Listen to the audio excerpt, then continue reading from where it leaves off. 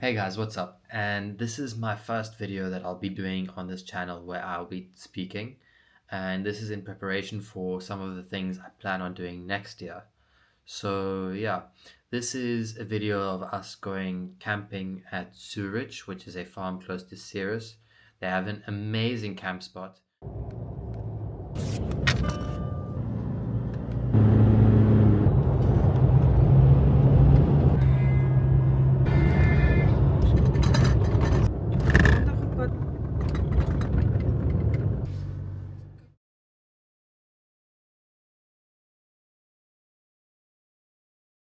So we've just arrived at Zooridge camp about 9 p.m. at night, and we finally set up camp, and I'll just give you a tour now.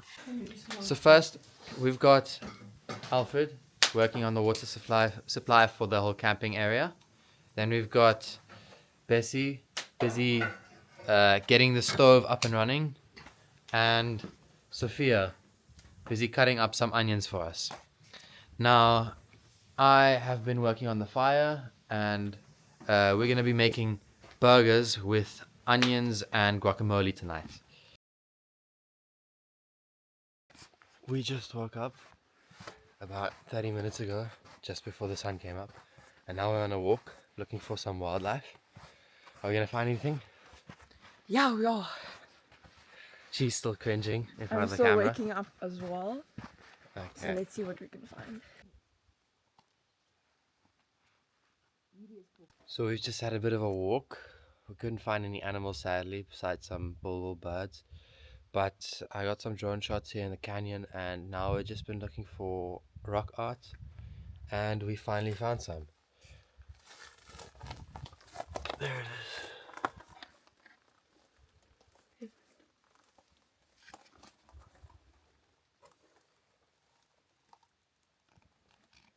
So,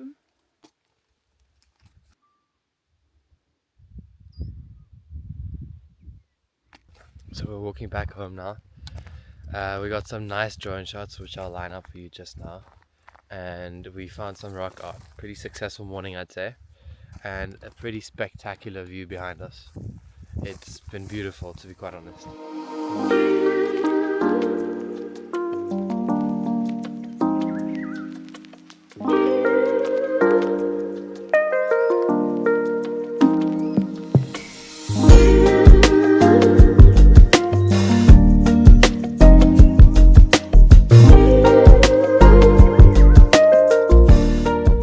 We just had the most amazing moment. We just found some tracks, and we think it might be leopard. And if we're counting right, there's two cubs next to her. So this is like incredible. Show you guys. And these are fresh as well. These are from tonight, I think. I'd say that was a pretty successful little morning walk. What do you think? We saw some nice things. Very excited to see the Cape Leopard tracks. Oh, I think it was Cape Leopard. But unfortunately we didn't find it. But I mean, here in the Cederbergs you can't really complain. It's very rare to see them here because their territories are so huge. But yeah, and they're very small. Yeah. So after our first little adventure, here goes another. We're gonna go to the shops now, get a bit of signal, and then we're gonna go explore some more cave art, some more rock art. Hopefully find some nice paintings of some nice things, and then we're gonna be exploring some more and just taking some cool drone shots and trying to find wildlife, some birds, some sugar birds to photograph, and yeah.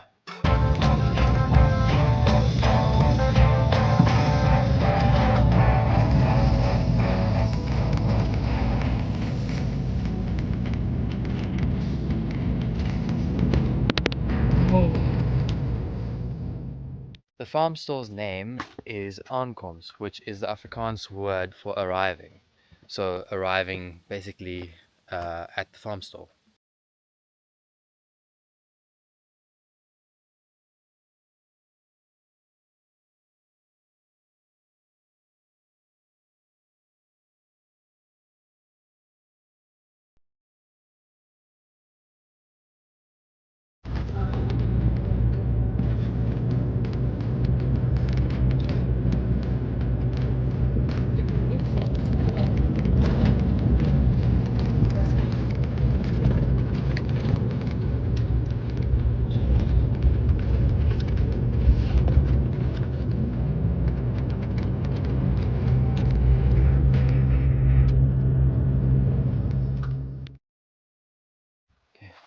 we're now on our way to try and find some rock art again.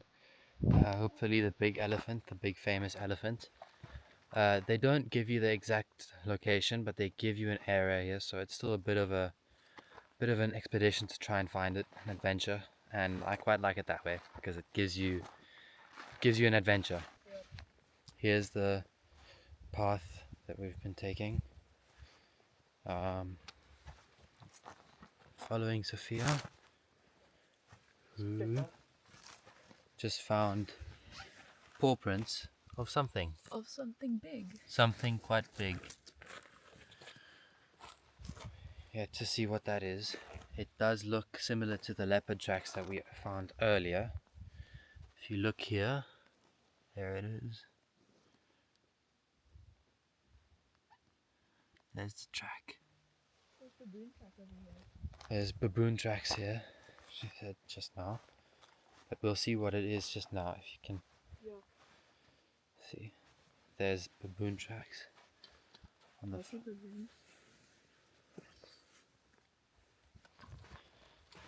first proper bit of rock art.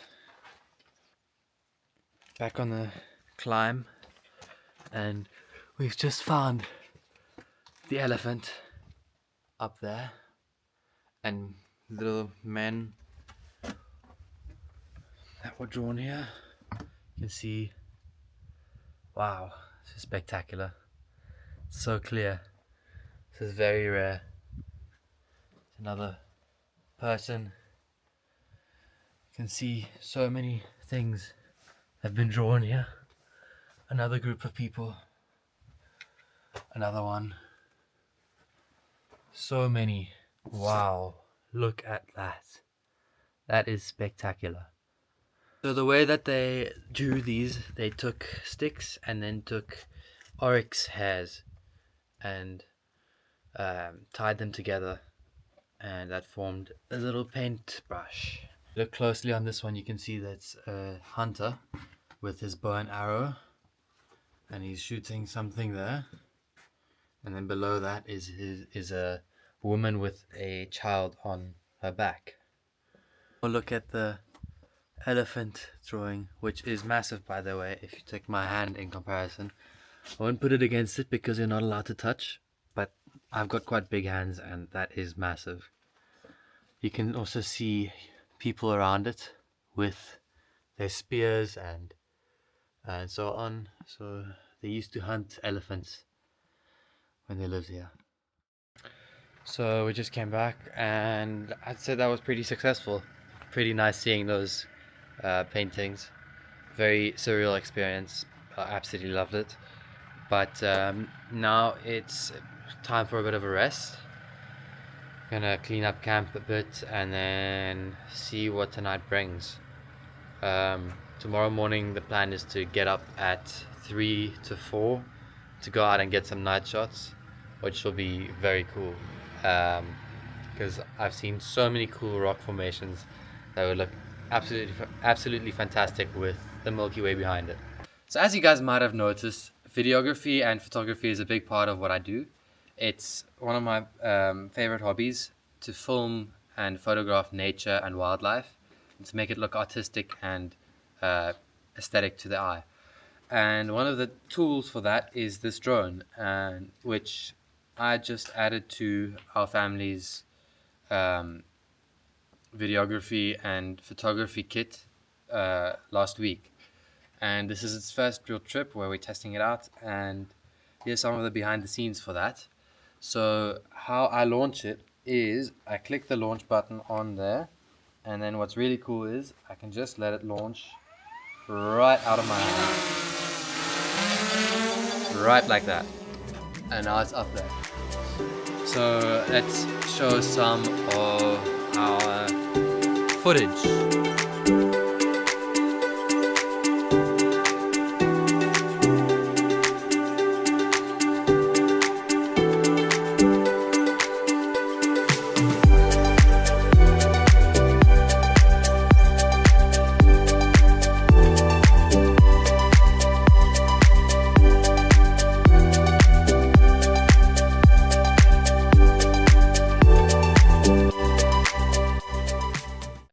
I'd say that was rather successful. If you can look carefully, there's the moon. It's getting dark and cold quickly. Um, I had a little tutoring lesson teaching Sophia how to fly the drone, which was quite nice. And yeah, we'll make dinner now, and I'll get back to you soon on some plans for tomorrow. To a great day out in the bush. Cheers. Cheers. Good morning. It's 3 o'clock in the morning, and we are feeling quite rough, but it's time for some star photography. How are you feeling? Tired. We are on our way here. First picture of the night. Gonna get it going.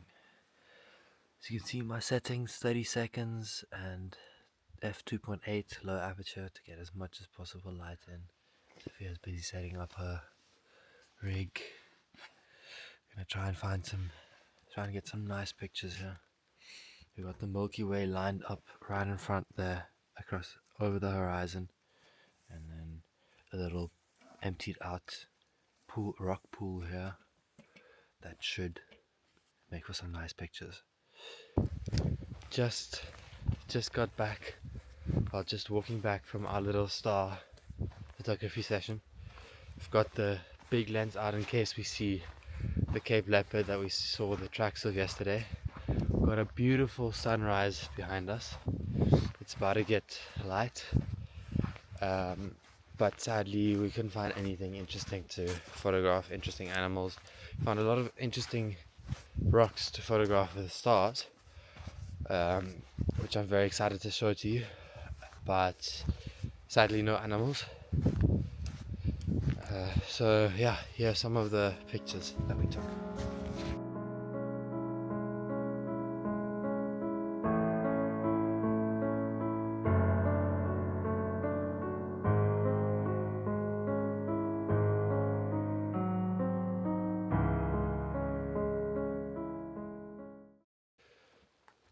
After a disappointing morning walk, we decided to go out again after drinking some coffees, and we found some nice sugar birds here and sunbirds. And now we're also looking for a specific type of mouse that you get here that has a little trunk, like almost like an elephant, which is very cool. And we're just on the rocks here, climbing, trying to find it, while also looking for sunbirds. Very pretty, especially we're seeing a lot of southern double-collared and orange-breasted sunbirds, but we're looking for malachites as well, which is like a metallic green, and personally my favorite type as well, because it's not that common here in the Western Cape, or at least where I live. So yeah. Now, to photograph these little creatures, I would always recommend to have something like a 500mm plus telephoto lens, because they do move quite quickly and you can't get really close to them. I would also recommend to have a shutter speed of about 1000, minimum 800, because as I said, they move quite fast and you want to freeze them in action unless you're trying to get some motion. But these sunbirds, they're very small, so I would recommend having a quick shutter speed. So after rappelling down 15 meters of steep rock wall with our cameras, which is quite tough, time for breakfast. We've got yogurt, muesli, and some homemade cherry berry thingies, berry, sauce. Let's eat breakfast.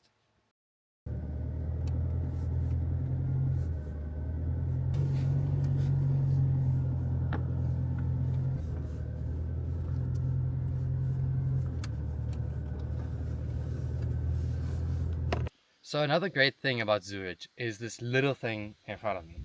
Now, this is a giant canyon that was formed over millions of years of erosion by rivers and winds.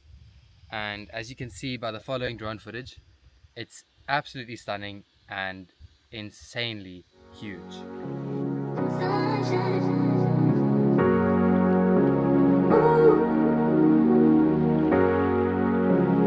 Sunshine.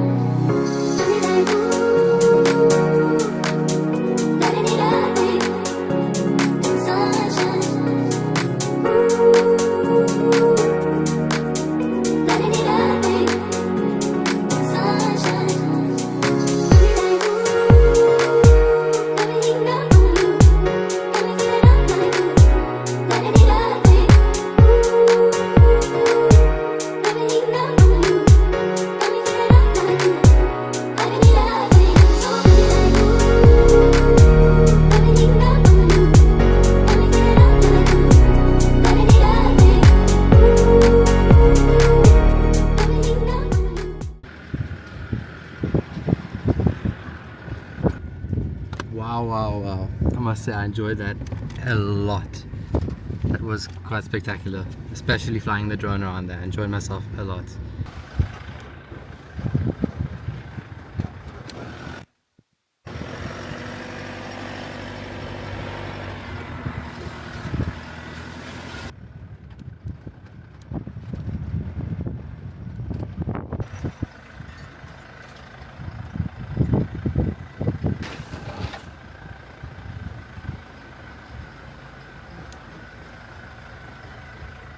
And that's us at the famous rock arch, which is great for astrophotography. We're thinking of coming here tonight, so what we need to do first is check out the location. And I'd say that's pretty spectacular. Let's try and find a spot where to take the photos from, because you can't take astrophotography pictures without having the sky visible. So let's see if we can find that. Take a little bit of a walk. You can in fact climb onto the arch. However, we're still looking for where we can climb up. Try and find the spot.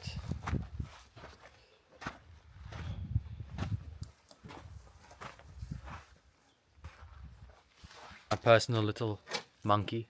Sufjan. Oh. And she's up. Wow. Up on the arch. It's very high from here. Now to find a good spot to get down. It's gonna be fun. Jump. Okay, Sophia?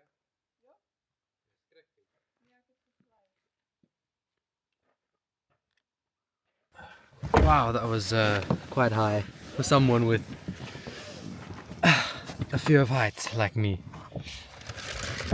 Off to make dinner. As you can see, I'm freshly showered. Now, I just realized that I haven't shown you at all how our camps works, and I think it's about time I do that. First of all, we've got the bakkie over here.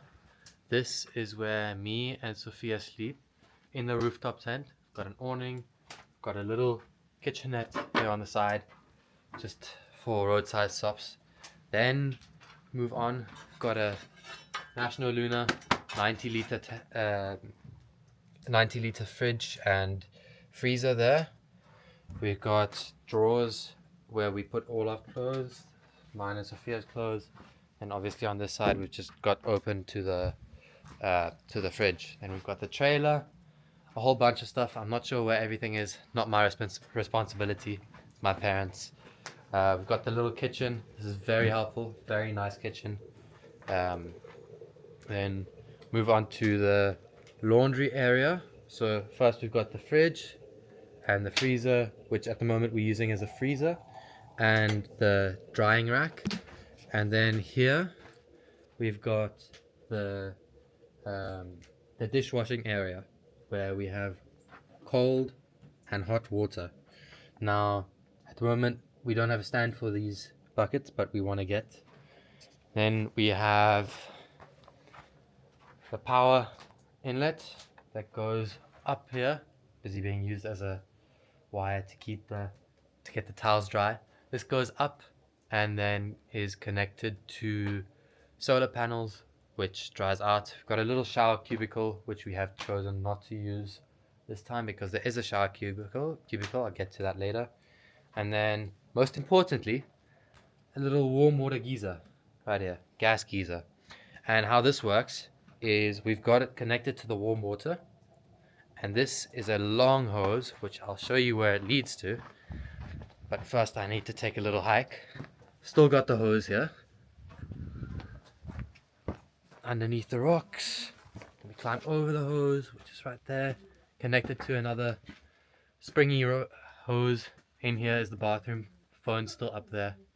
And then if we go in here, we can see we've connected the hose to a little wire that was put there that has a little shower head on it. Now this shower head is great because it's got a lever which if you pull then water comes out, so you don't waste a lot of water.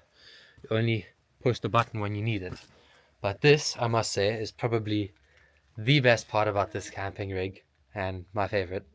I just had one of the best showers I've ever had in my life. Enjoyed it thoroughly. Thanks to all the people at Metallian for building this trailer. Great experience.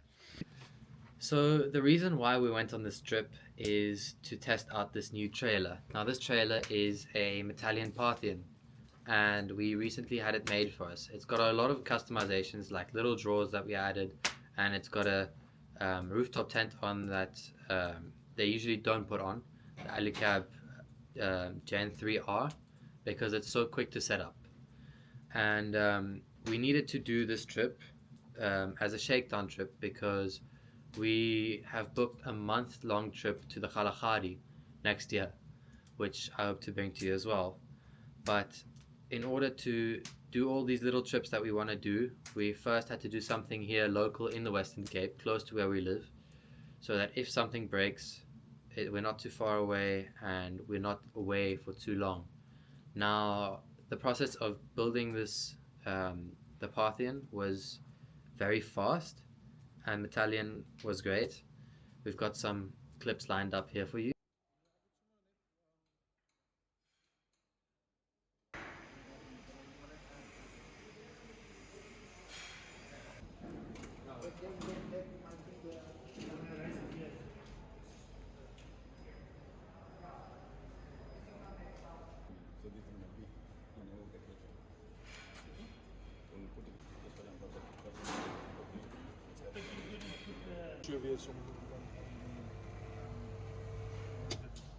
Precisie aanpassen.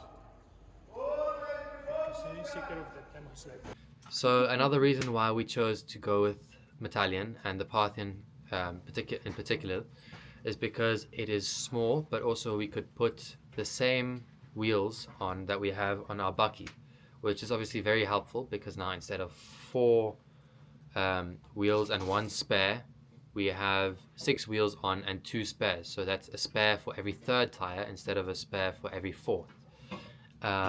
This is helpful. And also another reason is for the extreme customization of those shelves that I mentioned before.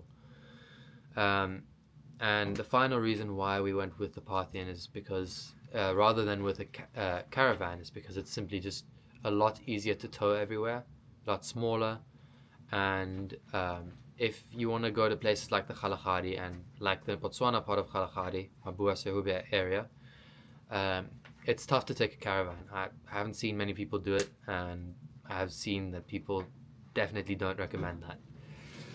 Just coming back from another walk and I'm feeling hungry, so let's cook something.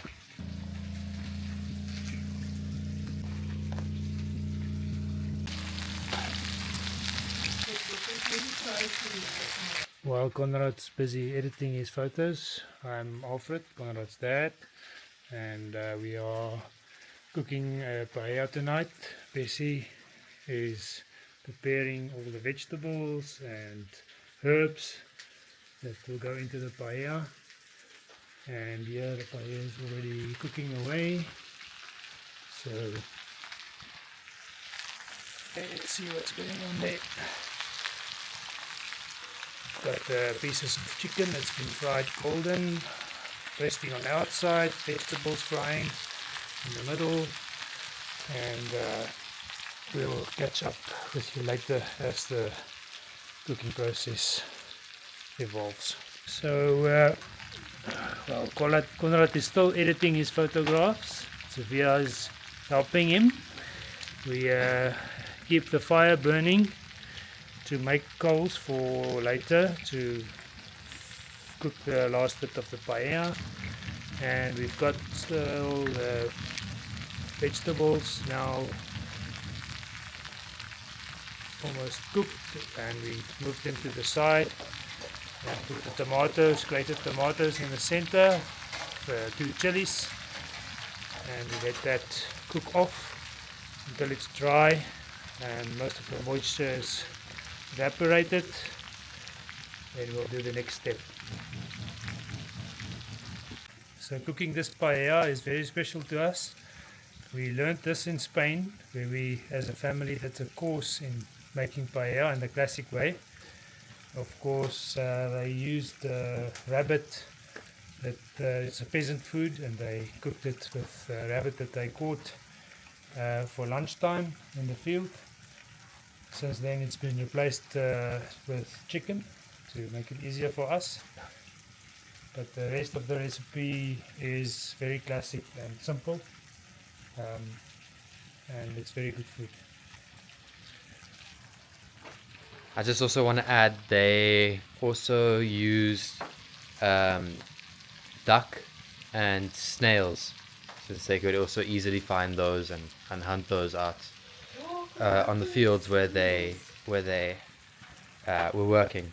And they also used big pans. I think they were the wheel covers that they used. They just put it over a fire and then cooked all the rice and leftovers that they could find in there.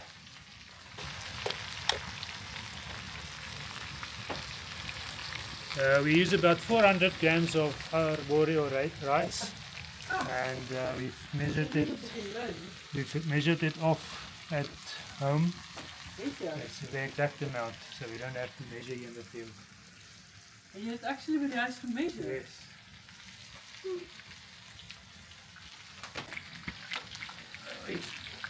We're almost there with the tomato. It's getting dry.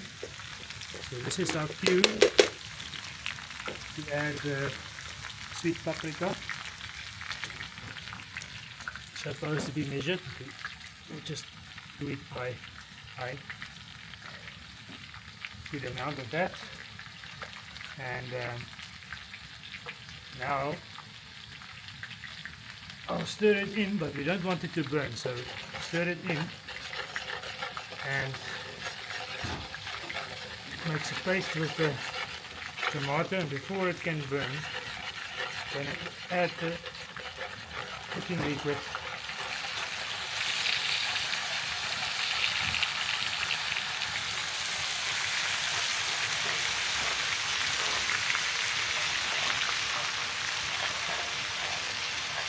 And what is this cooking liquid?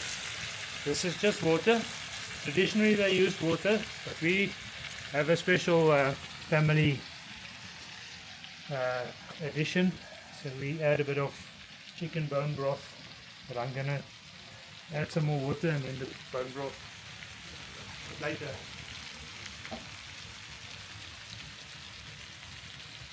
For now, just a bit more water adding. There, the bone broth was frozen, so it is almost thawed, but we've got it on the gas stove for a bit, just to not shock the process. So we'll add that just now. We almost forgot the really important ingredient, saffron. One of the most expensive things per weight in the world. So we brought a bit of that, like 2 grams or something, and it's in. So that gives flavor and a wonderful orange red color to the paella. So we don't add other food colorant, that is sometimes done, but we don't do that. We do only natural sweet paprika and saffron. So we also add salt and pepper. At this stage, add a generous amount of pepper. We add a generous amount of salt.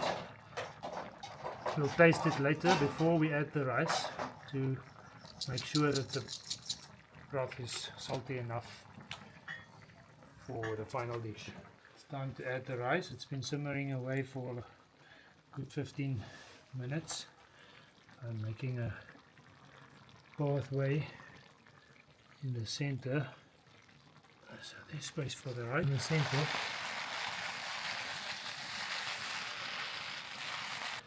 To work gently with the rice, we will spoon it into positions where it can absorb the cooking juices. We're nearing the end here. We're just gonna check that it's quite solid. It mustn't slip out, and there mustn't be too much moisture left. I think there's a little bit of moisture. You can see rushing to the bottom. So it's just a matter of making this akkurat now. So we're using our sensors to determine whether the rice is finished. We're listening to the crackling sound and looking at the steam still coming off. So there's quite a bit of steam still coming off, but it's almost there. You can see the steam's getting less. So I'm gonna take it off soon before it burns. We're smelling as well, of course. Okay, and with that, dinner is served.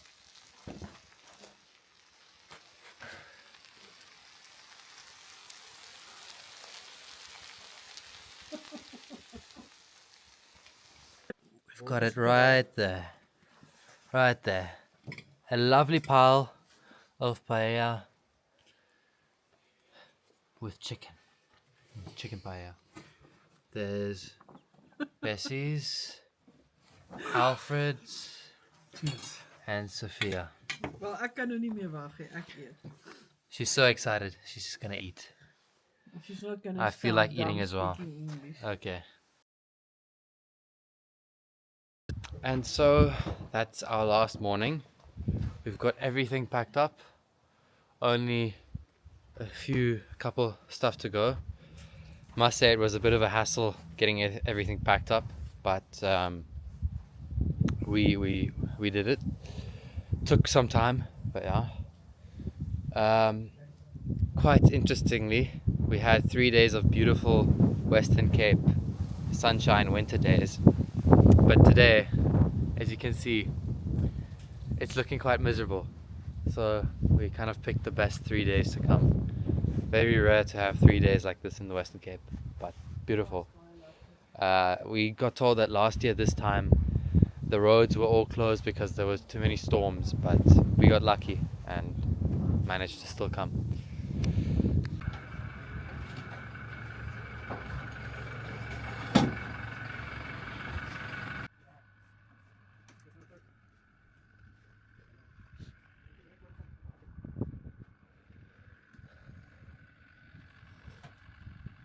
Last light checks before we leave this beautiful campsite behind.